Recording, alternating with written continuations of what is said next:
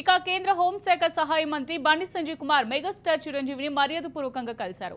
ఢిల్లీ బయలుదేరే ముందు సంజయ్ జూబ్లీహిల్స్ లోని చిరంజీవి నివాసానికి వెళ్లగా చిరంజీవి ఆయన్ను సాదరంగా ఆహ్వానించారు. శాలువాతో సత్కరించి ఆప్యాయంగా ఆలింగనం చేసుకున్నారు.